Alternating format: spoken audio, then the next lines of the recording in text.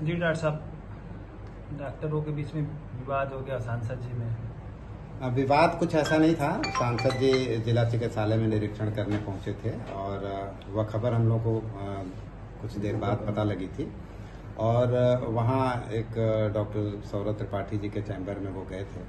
लेकिन वहाँ कुछ मीडिया पर्सनल ऐसे थे जिनसे पहले भी उनका कभी विवाद रहा होगा और उनको देखते हुए ही वो शायद कुछ और उत्तेजना में आ गए होंगे। तो जो भी प्रश्न वहाँ पूछे गए और जो बातें सांसद जी से हो रही थी उसमें बीच बीच में लोग उकसाने वाली बातें करते थे और वो एक उत्तेजना पैदा करने वाली चीज़ें थी और इसलिए शायद जो भी वो जवाब दे रहे हों वो सांसद जी को ऐसा लगता हो कि वो उनकी अवहेलना हो रही है, लेकिन ऐसा मकसद उनका कुछ भी नहीं था।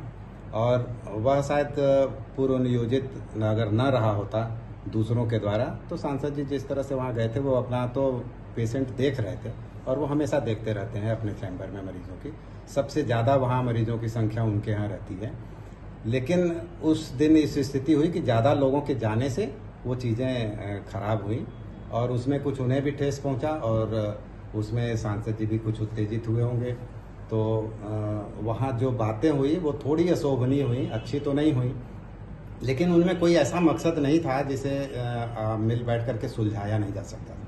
लेकिन उसमें प्रशासनिक थोड़ी सी ये बात आ गई कि तुरंत में इनको नोटिस जारी हो गई, तो उसका एक एक्सप्लेनेशन इनको देना पड़ा और जो एक्सप्लेनेशन दिया शायद उसी को आधार मान करके कोई एक FIR दर्ज हो गया होगा।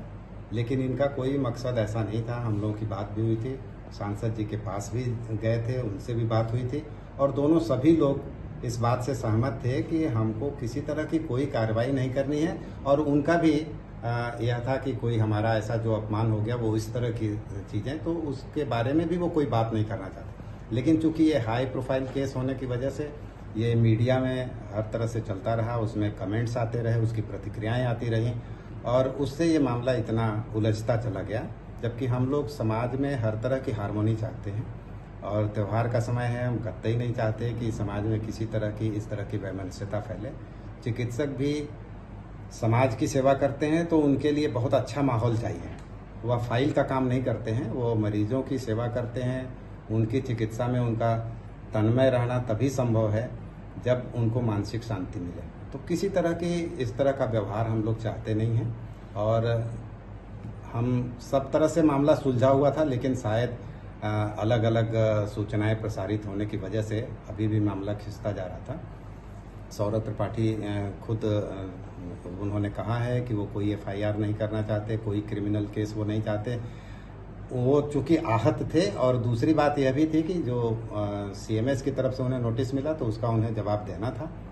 तो इस जल्दबाजी में जो नोटिस उनको जारी हो गई उसका उन्होंने जवाब दिया था और शायद उसी को आधार बना करके FIR दर्ज हुआ, नहीं तो सांसद जी के खिलाफ उनका कोई ऐसी मंशा नहीं है।